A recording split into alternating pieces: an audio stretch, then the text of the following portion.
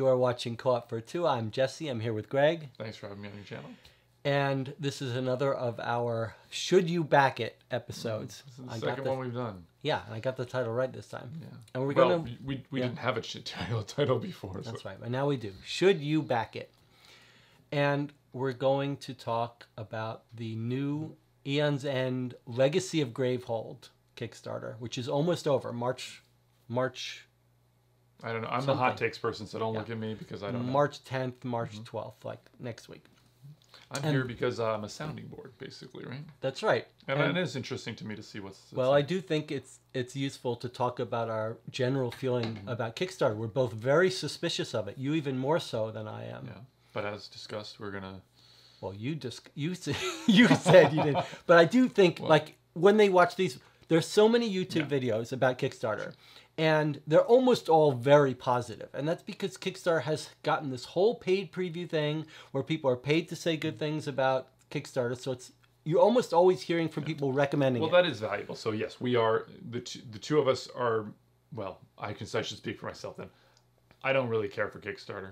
I don't really like it for a lot of reasons. There are some aspects of it that I do think are cool, but I come at any Kickstarter leery. Yes, and I think that is a wise way to come at it because it's full of bad incentives. It now incentivizes marketing and companies gaming the system and gaming the reviewers. It's really kind of sketchy, the whole thing now. There's some nice ideas. A good video for later. Yes, okay, good. We'll come back to it. But basically, I mean, you could stop watching this video now. Our general advice is don't. Don't do it. Don't back Kickstarter, except for rare occasions. Just wait for it. Wait for the retail. If the game is that good, it's going to come out retail. But is this one of the rare? Well, this is going to be one of those rare occasions. So here's how we're going to come at this. They really are done watching. Yeah, you can stop watching now. But look, if you love Aeon's End and you're buying everything, you love everything, then just back it. You know you're going to back it anyway. You're going to buy it, so you don't need to watch this video. But we're going to come at this a little differently because we had I had a great relationship with Aeon's End Legacy, the first one, and neither of us cared that much for the regular Aeon's End. What's going on with you and Aeon's End Legacy? You had a great relationship?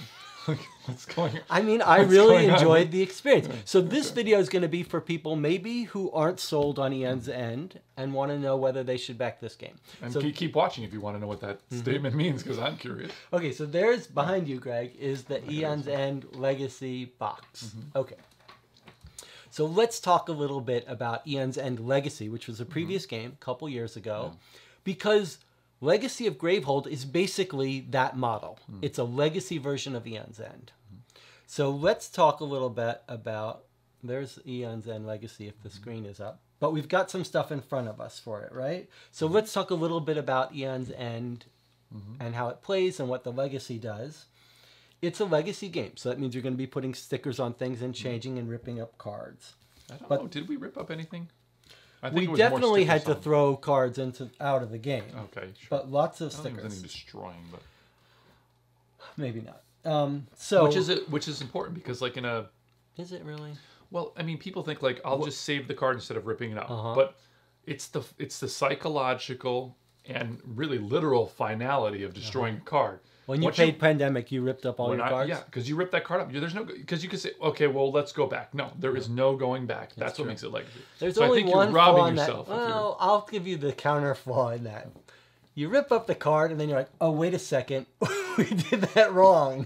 So ripping up the card right away is dangerous if you make a mistake. Well, what I did was I would put all the throwaway stuff to the side. Aha, you didn't rip it up right away, did you? Well, I in a lot of cases I would, but sometimes I would put stuff off to the side, like rip it. Actually, maybe I ripped it and put it up. I remember having a big pile of stuff when we were playing Pandemic to throw away. So, but yeah, I do think that is a really big point as to, like, is that psychological finality to that. But this game really didn't have it. No, but that's not important. All right, so it's mostly cards, Aeon's End. It's cooperative deck building game. In general, like most deck builders, you take your turn. You can either buy cards. You start with some starting deck. On your turn, you'll have resources in your hand to buy new cards from a sort of tableau of cards you can buy. So you're building up your engine of your deck. And then on your turn, you're also fighting these little monsters, and they call the Nemesis, comes out with some minions. And the nemesis, that's right, there's an example nemesis, and these are all chapters. Each chapter, different nemesis comes out with different minions that come from the deck. There's like hundreds of cards, 600 cards in the first Legacy. So you've got some interesting decisions, though, with this game, because you each start with a different character that has different starting abilities. And on your turn, in addition to buying, you'll have to decide, do you want to do a mostly defensive action, again, to prevent the minion from hurting your team, right? Your whatever, I forget what it's called. Or do you want to attack, and which little monsters, they come out in a line and they'll start attacking you when it's their turn. So you're like, well, I could injure this person or I could kill this creature. So there's some interesting decisions, and there's other interesting decisions about you can spend your turn charging up an action. You've got this powerful action you can take. But so that's the basics of the normal Aeon's End game. And the new monsters coming out constantly that behave differently is sort of some of the fun of the surprise of getting these new monsters and seeing how they behave. Now, what Legacy added was, you can see, mostly lots of little stickers that can customize the abilities of your character. This is your character from our playthrough. This is character from the first one. I've got 4 little powers, and between games, you're choosing how to upgrade your characters and what paths. And there's actually two main things that happen in the Legacy game, if you'll remember. One is choosing what upgrades for your characters, and you've got a bunch of upgrades, and they make your characters diverge. Do you remember what the other main... I do. Yeah, okay. You would decide. So much like a Dominion or something, you have like a tableau of cards that you're purchasing, some stacks that you can purchase those cards. And so every time you go to a new chapter, you'll choose from like 4 or 5 different sets of cards. That's right. And you'll say, I want this card and this card and this card to be able to buy. But you can't take them all. That's right. And that's actually quite... So the spoiler part of it is the part between games is the part we like the most. Yeah. So you kind of talked about, the mechanisms in the game somewhat, or how that's all structures. What I remember, because it's been a couple of years, and I haven't... 2018 was when it came out. Yeah, so it's been a couple of years since we played it, and I don't, have a great memory of, like, I don't remember, like, all the nuts and bolts of the thing. I'm sure it would come back to me if we start playing it again.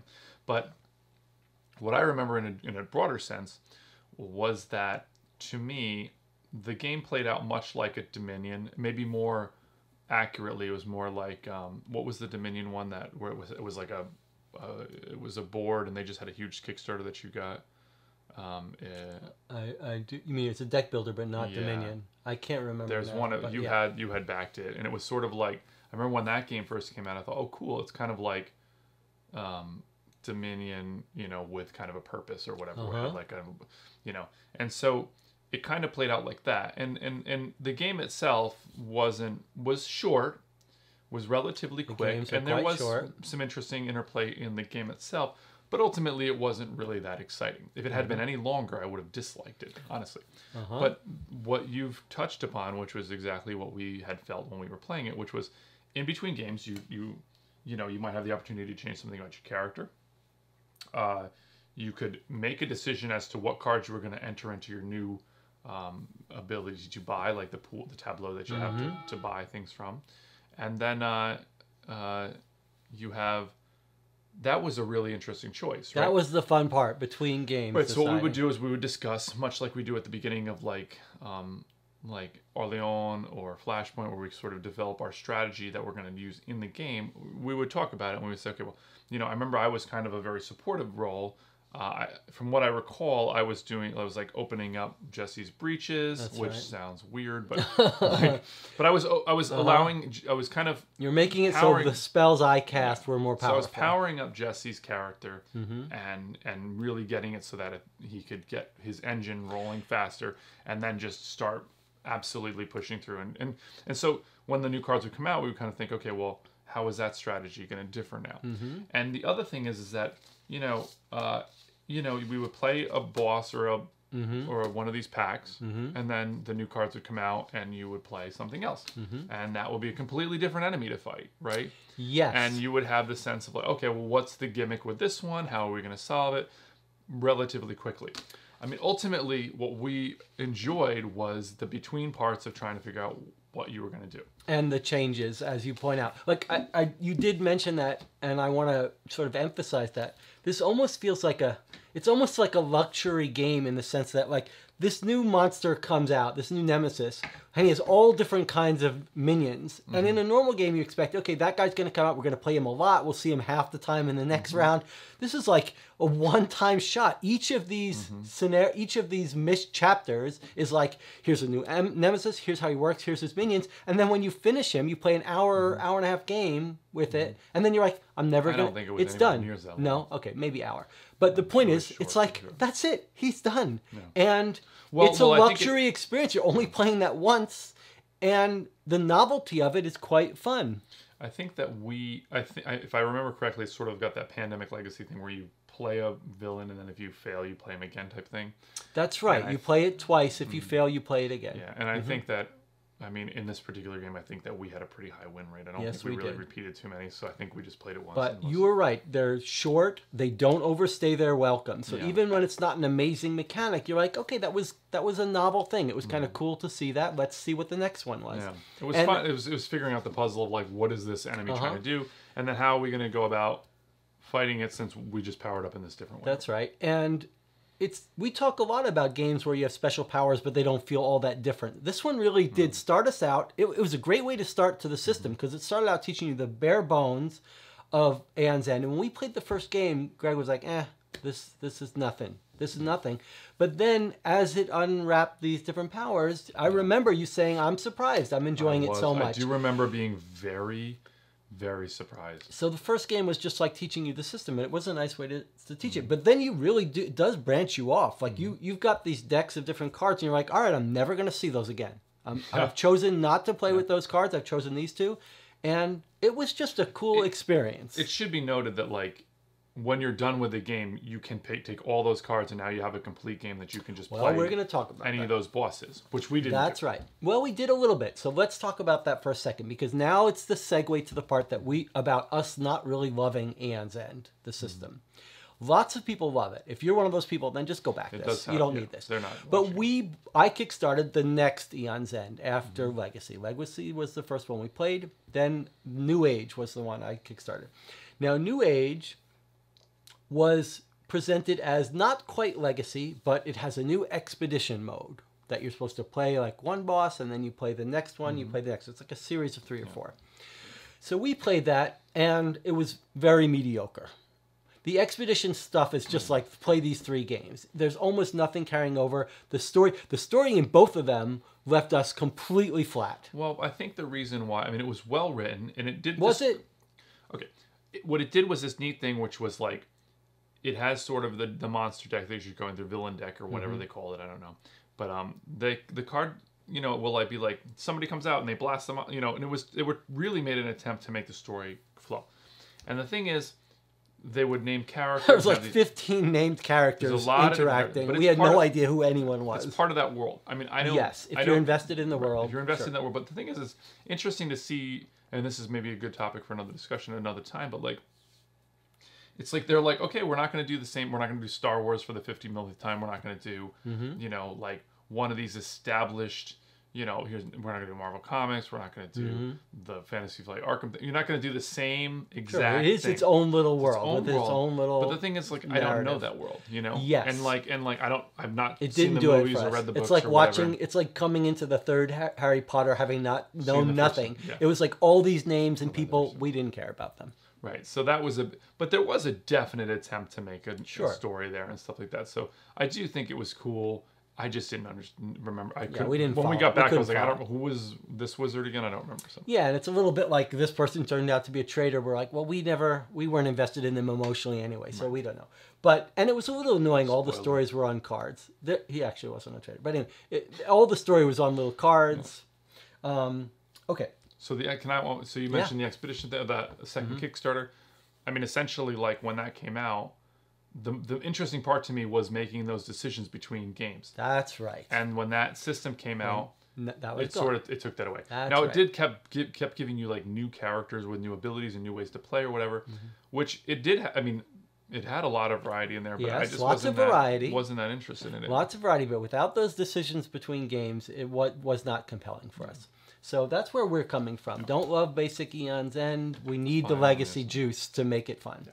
But the counterpoint to that is we both love legacy games. Like Pandemic Legacy Season 1, Season 2, those are my best game experiences. So this is for if you like legacy games. So shall we take a look at the Kickstarter? Yes. Okay. So now that we've gone over that, let's take a look at. So first, you're going to look at the original. We're going to very quickly look at the original Aeon's End Legacy because that gives us a starting point. We know we like that. That was $65 including shipping, and it's the big box. So let's take a look at Aeon's End Legacy. This is the one you can still buy this. So there you can see there's some writing on the cards that you do. And some sticker upgrades. We're not going to watch any of the videos. So look, 230 player cards, four mages, 7 chapters of Nemesis. And then there are some stickers, some extra Nemesis cards, some boxes that didn't have much in it, just some tokens and stuff for certain things. Oh, they brought out new mechanisms and things, and they're like tokens. Yeah, they weren't huge. All right, so we're not going to watch this all. Of course, Rado did his thing. All right, but that's the important thing you see. It's basically some stickers, a couple 4 mages or so that might change a little bit, and then all these little unlocks, which we know is all Kickstarter bullshit. That was already all planned. And mature rating here.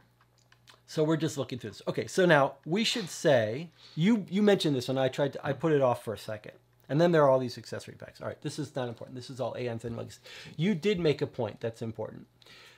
One of the ideas of the Legacy box and all of the boxes so that you could sort of combine them. And this is a Legacy game that after you finish, you can go and replay and merge your old stats and play. Yeah. But we had no interest in doing any of that. So if you love the system, then this is no-brainer because you'll get to play it in all these different combinations. Yeah, I mean that's one cool thing is that it is a complete game that you can continue to play, and then of course you can put in all your old stuff. Right. So it's sort of like, and I keep mentioning Dominion because because of the similarities in the deck building or whatever. But it's like getting that new Dominion expansion. It's not just you're not just gonna play that box. You're gonna play it with all the other things to the point where it has like an unfathomable amount of possibilities. Right. But if you're like us, you're not going to have much interest in that. And you're here for just the luxury experience of a single playthrough of the Legacy. All right, now we're going to take a look at the new Kickstarter, the new version, Aeon's End Legacy of Gravehold. Okay. So it does say 60 minutes.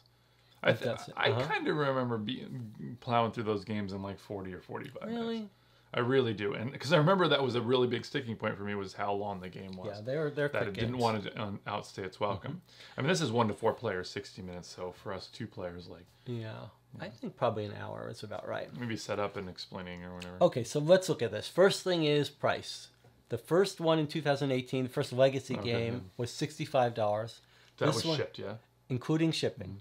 This one is $79 plus I think $20 shipping. I think it's basically a $99 thing you're buying. So it's $35 more. And we're talking 2 years later. That's right. That's a pretty big jump. But let's look at they've added stuff. Yeah, I just wonder how much because when I think of a Kickstarter nowadays, like a board game Kickstarter, I think it's probably going to be $100 at least and $20 shipping. Whenever I think it's going to be $120 if I want a game. As a starter. That was what was nice about that Endangered one we just talked about, which was like pleasantly surprising. It was like not. It felt like it used to be that you'd get the thing cheaper if you kickstarted. Now you're no chance. Really, Okay. I think you're kind of paying for all those extras you think you're getting or whatever. Yeah. All right. So let's look down in here. All right. So one thing that's new is here. There's a little map.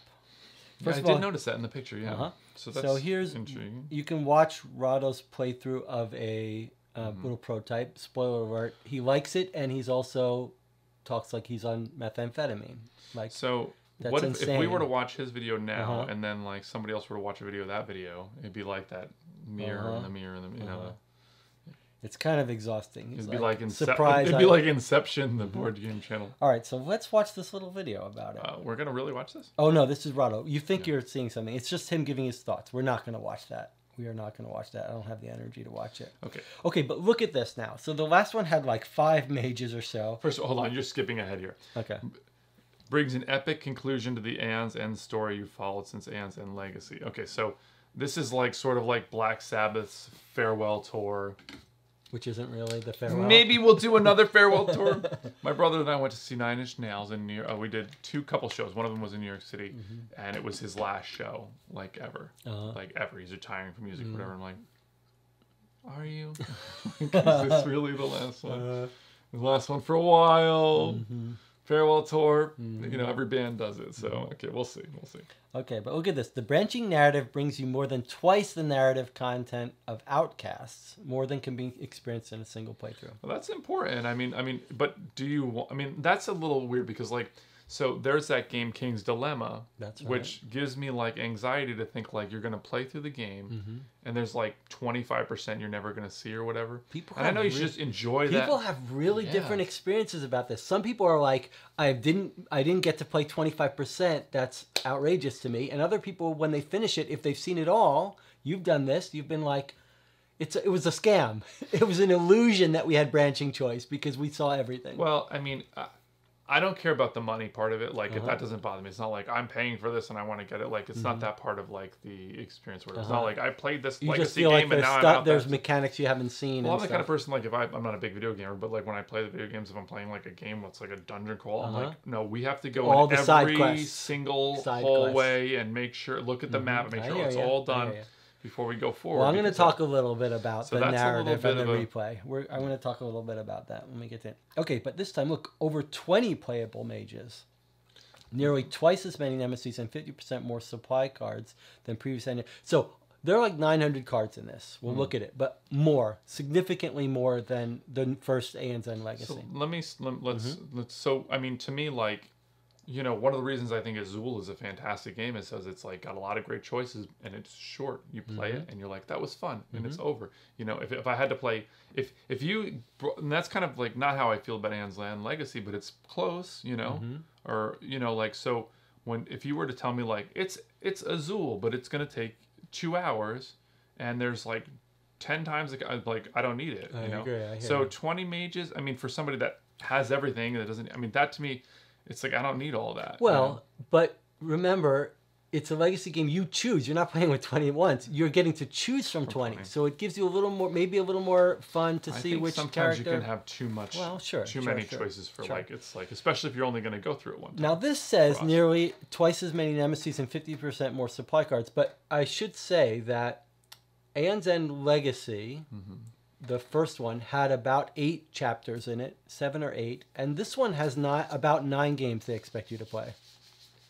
Okay, well this is 7 is 8. 8, okay.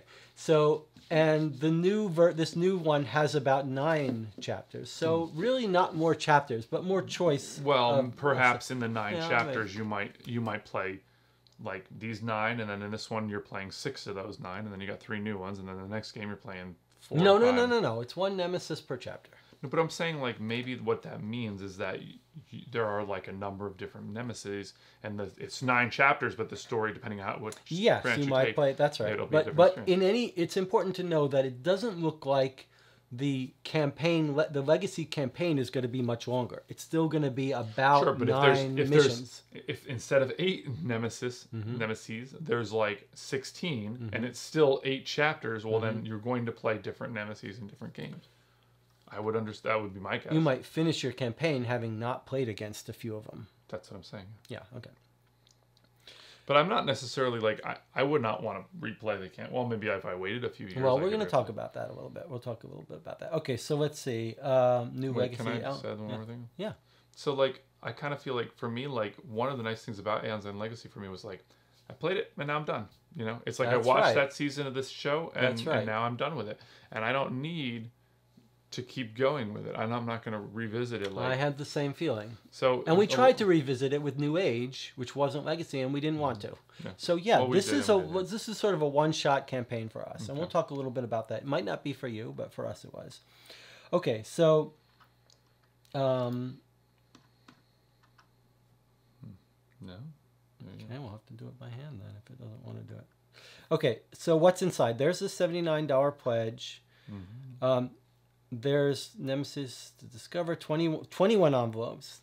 Okay, a little bit more, but maybe that's just how the way they organize it. But then here's 13 Nemesis, so more than in that, which is like this. Right. That's right. And then 21 mages. That's a little surprising that in the first Aeon's End Legacy there were like 4. Now you're only playing 1. Well, this maybe would be like a up. huge, like, I mean, like, you know, you think of like, you know, Marvel Champions or something has like a hero pack come out every month, and this is like saying, well, here's like 2 years worth of content. But you only pick one of them to play for any given game. But I'm saying like this is really set up for replayability. Well, I'm not sure, but yes, it may be set up so that if you could play the regular Aeon's End with these mages, but if you're only interested in the legacy experience, you're still only going to play these 9 games or whatever.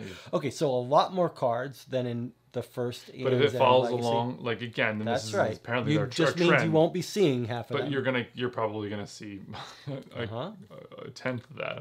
I don't know about a tenth, but yes, you'll only be seeing 1/10. a portion of them. Right here. Okay, so but here's something new. That's a nice world map that you put stickers and rules on. I like that. That makes it feel more like a campaign where you're moving around. Why do you think they have that in there? I don't know. What do you think? Gloomhaven? They say.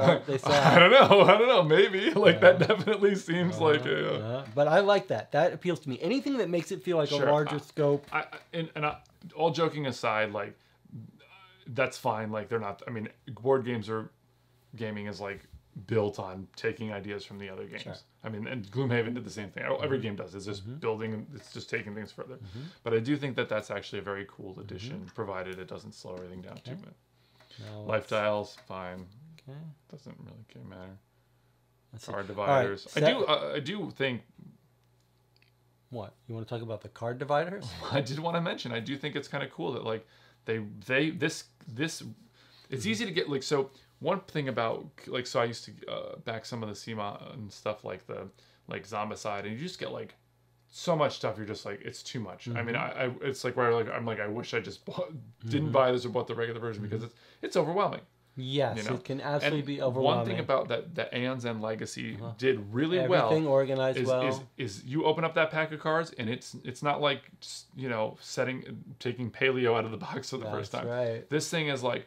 It's like put these cards here and these go here and these go here, and it is completely, you are not going to mess anything up. Yeah, they really do make it easy to. They did a good job. They absolutely did a good job. And with a legacy game, especially where you don't want to make a mistake because you can't go back.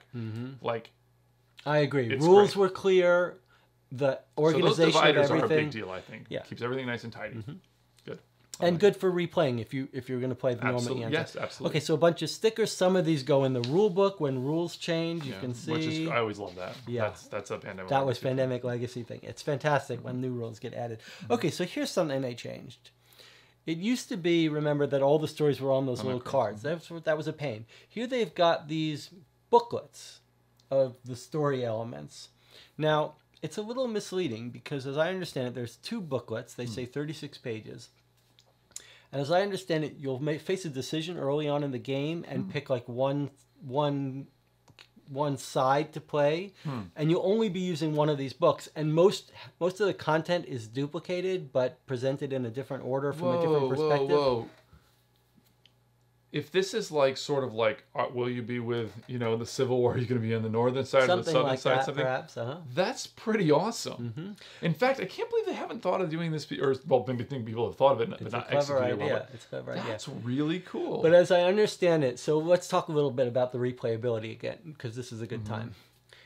So as I understand it, you're going to pick one side to start playing with, but you'll get through 90% of the same content, whichever side you pick. So you still play the same things. Same big battles or whatever. That's right.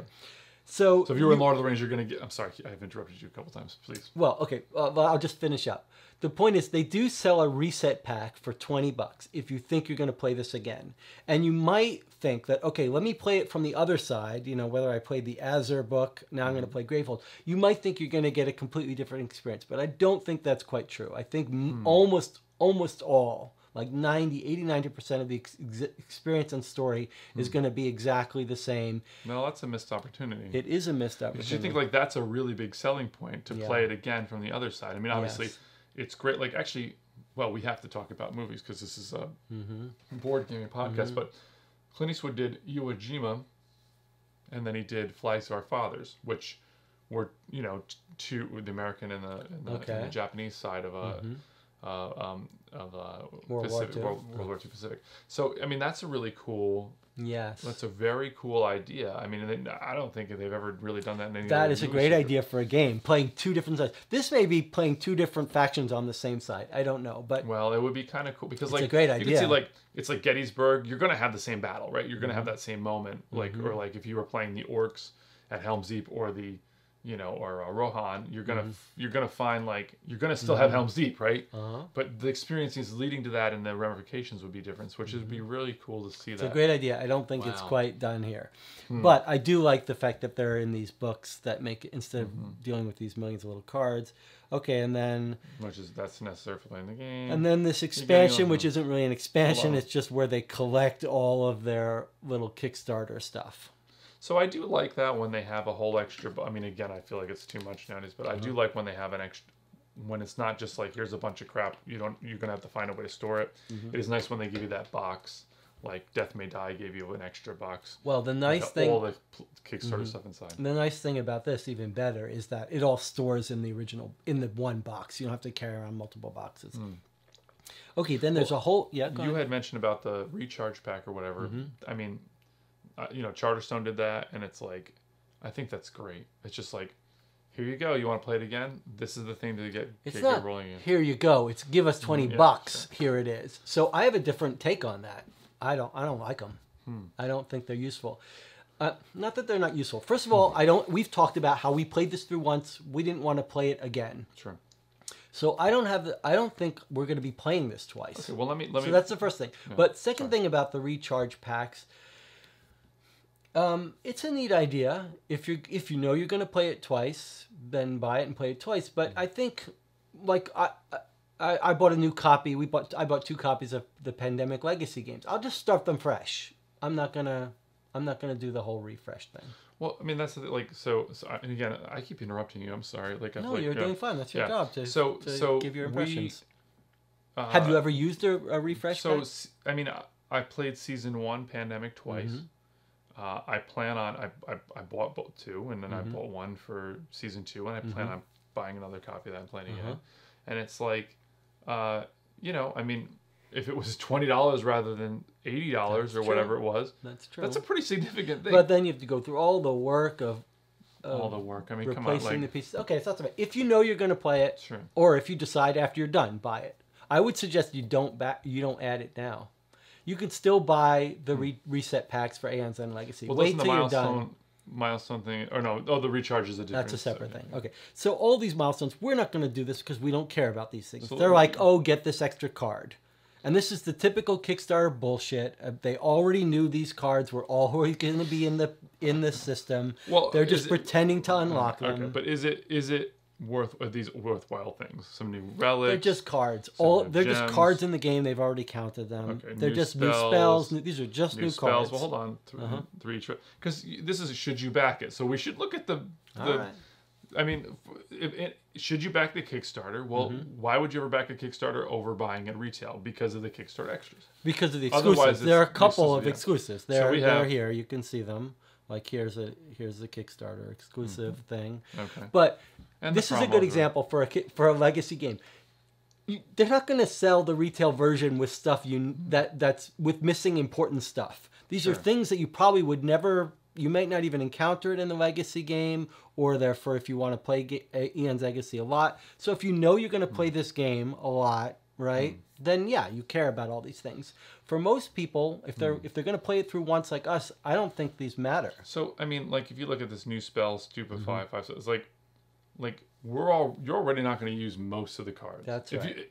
Again, this is for like just a casual Aeon's End playthrough, not like this is going into my Aeon's End collection for like the next 5 years worth of like. That's exactly right. If you're collecting Aeon's End to play it over and over again, then you want all this stuff. If Aeon's End is your legacy game, this is obviously going to be for you to have these extra spells and things. Right. We don't. But if you're just going to play through it once, you don't care about it. New gems, new dark gem. They're just more cards. Promo thing, okay. They're just more cards to choose from. Phantasmagoria. And these promos, which are going to be in the retail box, they're not Kickstarter exclusives, are already planned. They're already part of the game. There's no point in looking. But here's a Kickstarter exclusive. Right. It's just one little different kind of card. It can't be important for the campaign. It can't be important for anything. New spell. Whoa, you're really. Well, it's just. Okay, yeah, all right. They're just like, if you're super involved in the lore, maybe you care about these things. Point. Yeah. Okay, so there are the pledges. Now, here's how the pledges work with Aeon's End. Basically, they've got one price for this product, and there it is. Fractured Lightning, they're calling it. This is Aeon's End, Great Legacy of Gravehold. That's the one price, $79. Then all the other prices are if you want to buy additional Aeon's End boxed games that have previously come out, and you want them shipped to you at the same time. So that's what Void Anchor is. All of these are the Void Anchors. I want one extra box of a different Aeon's End game, and this is 2 boxes of 2 waves of content, but they're just additional boxes of previously released games, and you're not saving any money. You're saving like a couple bucks. Well, so that's actually kind of a cool thing in a way. I know you're like, it's just ridiculous. So we just were talking about a video that we did for the Lord of the Rings, the card game, which obviously I'm a huge fan of, and like, it's like people chase around those like little packs that come out all the time. That's true. Some of them are hard to find. If somebody said to me, "Look, here's this game that like could be your new lifestyle game." Like they've had expansions come out in the past. There's a whole bunch of little oddballs here and there. Here's the new Kickstarter for the new product. If you just want to drop $400 for your new big hobby, which if you're a lifestyle gamer, like if you're a Warhammer player, that's like, that's maybe like your monthly budget on Warhammer. Like, I mean, it's like... Well, I would look at it a little differently. Like you can just buy all of it and boom, you're done. I think that's kind of cool. Well, I hear what you're saying, but let me just put a little asterisk there. You're like, if this might be your lifestyle game, throw the $500 away. This might not be your lifestyle game. Like, right, make sure if you already, like, if you've played, I would say this. If you've played one of the Aeon's End non-legacy boxes and you love it, then you're going to really love the legacy version. But if you're not sure, do not go spend $500 to find out whether you love Aeon's End.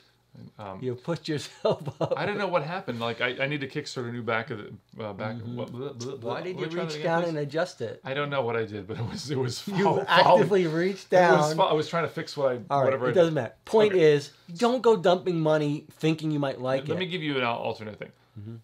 Let's say I had purchased one Aeon's End Legacy box at some point and loved it, and you loved it, and you can't find the others. And you're like, I know that this is the game for me. Like for us, Pandemic is like our game, right? Yeah. And we played one version of Pandemic, and then they said, hey, here's like a flat price that you can get all the Pandemic stuff. We're buying that. Yeah, but you can buy it retail with free shipping or at your local game shop. You're not going to save much money. But maybe if you love regular Aeon's End, but you skip the Legacy and now you've all sold on Legacy, maybe buy the 2 Legacies because the original Legacy is a little hard to find. Although they're reprinting it all. I would just say skip it. And in fact, there's lots of add-ons. They're just calling Wave 1 the other boxes. Like, look, so these are the ones already out. That's the regular 2nd edition, War Eternal. Okay. So, and you're not saving any money, and you're paying extra for shipping. Let's take a look at here are all the add-ons. Here's a little punchline. I suggest you don't buy any of the add-ons unless you're a maniac about this game. Here's the neoprene. Basically, it's like, should you back this Kickstarter? Let's ask 2 people that have no interest in Kickstarter. No, buy Aeon's End, buy the base game. That's it. Now let's talk about these mats. Both of us, so we do. I would say buy the mat. Well, okay, this is good. Let's talk about this for a second. Both of us are of the opinion that when a game we love it, we want the full experience, and the neoprene mats are nice. So if you pay $25, but here's the thing. If you're like us, you're only going to play through this once, then you're done with it. Okay? So we're going to play 9 games or 9 to 15 games. We're going to be done with it. Here's the second problem. These mats are huge table hogs, and if you buy this map, you're going to be setting up exactly this way. When we played it, we moved things around and lined things up differently. So that's not going to be useful to us. I do, however, really like mats are amazing. I mean, they really are. I do think they are. But this is not the way we arranged our stuff. No, it was a pain in the. It would be a pain in the butt to play on this. Well, the other thing is too is that this map for the this is the player mats here. Yeah, that's right. I mean, there's a bunch of art and stuff on there, and I know people love that, but to me, like, I want it to very clearly have like a hand, which means that's where my hand item, like that's where my pistol goes. I'd like a nice, clean graphic art. There's enough art on all those cards. I don't want more. Here's another thing, which is going to be maybe unpopular with some, but I personally have a very strong dislike for the art and graphic design of Aeon's End. That's interesting. All of it. Okay. Like, I think, like, to me, it looks like something somebody made on a computer that they kind of like grabbed. It's not amazing. It's not amazing. It's not for me. Yeah, I get it. So the playmat is going to be showcasing the art that I'm not really that fond of. So that's a good point. I agree. The art's not that great. Well, this is again, but Century Spice Road's playmat. Like, who wants the Century Spice Road without that playmat? I agree, but that's a good example where things should lay out in a very specific way. It's nice to have that. This is different. You don't always want your things in a separate way. That's in a specific way. But also, again, this is the same thing. If you're an Aeon's End maniac and you've bought all the boxes, then buy all this stuff by all means. But if you're just going to play Legacy, don't. And then there's a million little accessory packs. As I understand it, these are things like, this is a little bit like your Fantasy Flight stuff. Like if you wanted to play every character, use the same base cards and not have to separate them, you could spend more money for more dividers. It just seems pointless to me. There's the reset pack, $20. If you don't kickstart it now, you'd be able to buy it anytime you want for at most $25. Yeah. Just wait. Promo pack. I don't know if these are due. Oh, okay. So look on the side here. Can you see it says Outcasts? This is promo packs to add to your Outcasts game if you bought the Outcast box to have more copies of things and stuff. Just silly. Oh, New Age. Okay, so these actually help to bolster other products that you might have bought from them before. Only if you're a super these are like fan. This is like this whole section, and this is like kind of like when you're at the grocery store and you're waiting online and there's the magazines and the candy. This is just like, well, okay, $5, you know, like it's like like ratcheting that, which is good for unlocking new goals and stuff. But. And again, same thing. This is some extras for Aeon's End Legacy, only if you wanted to replay it, not for the actual Legacy game. Hold on, what's the accessory pack here? What are these things? 10-sided dice card. Dice. As if nobody has enough dice on there. Yeah. Like all pointless. Dividers. Boy, you really ripped through all that, huh? Wow. $20. So you're spending $100 for this Fractured Lightning, which you backed it. I did back it for $99. No add-ons, just the base and $20. For me, it's gonna be we're gonna play those 20. It's like a luxury experience. But for me, I love the Legacy games so much. I love putting the stickers and seeing how things change and the discussion between games. I'm gonna give you. It's a luxury experience. For me, it's worth $99 for that 10 to 15 game experience. So for me, like I think Pandemic Legacy was like $80, you know, and that's kind of like there's so few Legacy games I can make that kind of comparison. And like if someone's like, do you want to pay $100 to play Aeon's End Legacy? I would say no, I don't. No, I really would not. Not worth it for you. Yeah. Absolutely not worth it. I mean, like Aeon's End, if it was like a $50 game and I could just play through the 8 things and then be done with it forever, you know, then absolutely. But I don't, you know, for me, like. It's not, to me, it's just a very mediocre game. I like the choices between missions for the Legacy one, but you know, to me, like, that would be a very easy pass, especially since it's, you know, considerably more expensive than it was before. Yeah, and it wouldn't be surprising if this hit retail at closer to the original price, because you can't really sell this for $100. Well, that's part of that is the shipping. Right? That's right, but that's what I'm saying. Like if you're not in a rush and you wait a year, you might be able to pick this up for $79. I mean, come on! Like sometimes the Kickstarter stuff the game is available before it's available to the backers. Like I mean, or around the same time. That's right, but it'll saving $20 that way is a huge deal. I mean, but again, I think that the main draw would be if you can get those extras. So if you were a huge that's the part where we disagree. Like I don't think there are any extras in here that you should care about. No, that was my next question was going to be like, Do you think if you were a huge Aeon's End fan, you were going to keep this stuff? Would the extras in this game be worth it? Oh well, yeah. If you're one of those people, like I collect when I love a game, sometimes I buy all the expansions, and that it but it's not about getting the expansions. I'm saying the Kickstarter exclusives in this case. Well, if you love the game and you're going to play it over and over again with different combinations, then even just telling me here's a new kind of card, it's like a new card set for Dominion.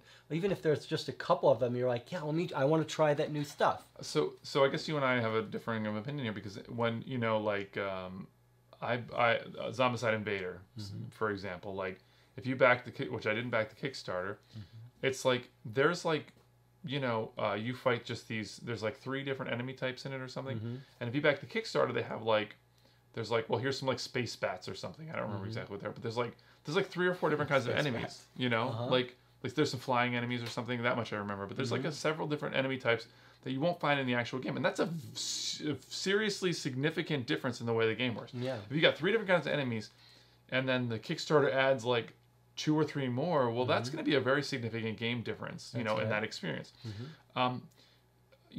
We looked at, the endangered one, and that has like a number of different animals or whatever, right? Like, so that's pretty cool. Yeah. Or maybe some significant components, like you use the regular components, but if you get the Kickstarter, then you have the components that really belong with those animals or something. So to me, that's a significant difference. This particular game, I mean, if somebody said to me, like, well, what are you getting in the Kickstarter bonuses? I would say, I don't even really remember. I don't think it was anything significant. There's a whole lot of add-ons, but nothing in this makes me think like, oh my God. Like it. So yeah, there's no oh my God. But if Conan, I backed Conan like the second time around because my buddy and I were gonna play it, and like it's like we went back and looked at like, because he had bought the regular retail version, and then we went back and looked at Kickstarter. I was like, oh my God, you get like a whole extra box, all these crazy minis and all this good stuff for the same price, right? Yeah. And it was like looking, and you got like a hardcover book and all this. Not that I need that really, anything, but that's a significantly different product. That's not in here. But the Cool Mini or Not stuff has a whole extra box of minis and different stuff. But like this, that's a separate question. Okay, but put it into terms you can understand better. Let's say you have Dominion and you love Dominion, you play it all the time. And now I said, well, if you back it on Kickstarter, you get 3 extra sets of cards that do different unique things. Do you get that in this? You do. You get some new spells, some new relics that you would mix into your tableau. But I'm saying, my point is, like if you're only going to play Dominion 10 times as part of a legacy, then that makes no difference to you. You're never going to play with those cards. But if you play Dominion once a week with your friends, then if I told you here's 3 new card sets, you would be like, I want to try those. I want to see what they add. I want to see what they do. Essentially, this box says it's got like 900 cards or whatever in it, right? And essentially the Kickstarter sounds like it's adding... No, I think it's 900 with all the Kickstarter stuff. Like 40 of those cards, or maybe there's like... And the least important ones. I mean, come on. Like to me, like this Kickstarter, completely unessential. I think I would agree with that. I'm just saying, like, yes. When I looked at Conan, when I looked at Invader, I said, oh man, that sucks, because like there's a lot of stuff there. And now if you want to get those, you might not be able to get them. But if you do want to get them, it's probably another 20 or 40 bucks. Well, to get that's those little, all fair. This is not that kind of thing. Up. If you don't get this Kickstarter, if you watch this video too late, you'll just buy the retail version and you'll have 99.9% same experience. And unless you're a hardcore Aeon's End fan, you'll never know. You'll never notice. It won't matter. Yeah. So I don't know. This to me, this is not that impressive of a page. I mean, I don't mean to. I mean, I'm not disparaging fans of this game. I mean, obviously, if you're a mega fan, this is a no-brainer. But for me, like as like a casual player of this at best, like I mean, I would never, even if I loved this, I wouldn't think like, oh my God, I wish we'd gotten the Kickstarter because it has all these. It just doesn't seem to be much. Well, that's a good point. I think that's true. I don't really disagree with all that. I'm trying to make way for the thing. I don't disagree with any of that. I think if you're an Aeon's End super fan, you're already backing this. You don't need to watch this video. If you, but the question mark is going to be for those people who don't love Aeon's End or haven't played it, but like legacy games. And in that case, like maybe start with Aeon's End. If you had enough time, start with the regular Aeon's End Legacy, which was a great experience. And if you like that, as we did, then for me, it's worth $100 to get it now right away. But you could wait. You could wait. And you could wait if you're not the super fan. Then it's not going to make a difference. You're going to have the same legacy experience with the retail version. You're getting like a very small. If you're a completionist, then nothing that anyone says to maybe you that's a better is way going to to say change your mind because you need all those extras and stuff. Yeah. But you know, for me, like you know, for like Escape the Curse of the Temple, like I had bought that game non-Kickstarter, and then like there was some rooms that are significant. I mean, it's like that room does something completely different, and then the scope of like there's not that many rooms. I'm like, I want those promos, you know, and so I then have to go to BGG's store and hunt them down, and it's kind of a pain. To me, like this doesn't entice me. There's nothing here hooking me to say I better kickstart this. But not only that, we both played it together. The Legacy, the original Legacy game. You're still even retail. If this came out retail for $80, it wouldn't be worth it to you to have that 8-9 game experience. And for me, it would be easily worth it. I mean, it doesn't. It's interesting that we had a different take on it. I mean, we both liked it at the time. It's just you liked it but didn't love it. I just went to our local game shop and I bought Howler 2 for like $80, you know, and that thing's like this heavy thing. I'm sure this will be very heavy, but it's got all these beautiful components and like these cardboard. And I don't know. I just to me like it's. And I know this does seem like a different table presence because it does have the map and stuff like that. But like, I'm gonna have a hard time believing that my game experience in this one is gonna be more, like greater than the last one. But I don't think it is going to be greater than the last time. It is worth saying that they've been pumping out these Aeon's End Legacy Aeon's End expansions and boxes so frequently that they must be going down to the well. I have to imagine that the ideas are getting a little thin, but this sort of contradicts. I mean, we should wrap up, but this sort of contradicts what you've said before about. Like we were talking about Endangered. 8 animals, we play each scenario once, it's worth $80. For me, 9 games, $10 a game. I play it twice. You don't love the legacy experience isn't enough for you to make it worth buying. I'm just saying, like, this is a much heftier price tag. I get the name of this segment is Should I Back It? Right? Should I Kickstart it? And for me, I'm saying no. I'm saying like the additional cost. And the fact that honestly, like, I mean, I don't see that, like, for me, like, as a casual person for this, like, there's nothing that would make me regret missing this Kickstarter. I think you could miss it without regretting it. But you're going further. You're saying don't even buy it retail.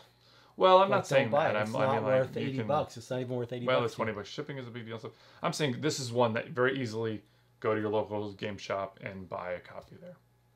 Save yourself the $20 shipping, etc. And again, like we're not going to review the game because we haven't played it or whatever. I'm just saying in general, like this is a hard pass as a Kickstarter, like So. Yeah, I mean, so I would say you could pass on this. I backed it if you love legacy games like I do, and if you like the Aeon's End Legacy, the first one, then you could back this without any risk. You're going to have a good experience, or wait for the retail version. And if you're not sure, try to pick up. It's hard to find now, but start with the Aeon's End Legacy. That's it's cheaper, and it'll tell you whether you're going to like this one. Yeah, that's good. All right, so should you back it? It's a question mark. Greg says no. I say you could back it, but you could wait. All right, guys, we will see you next time.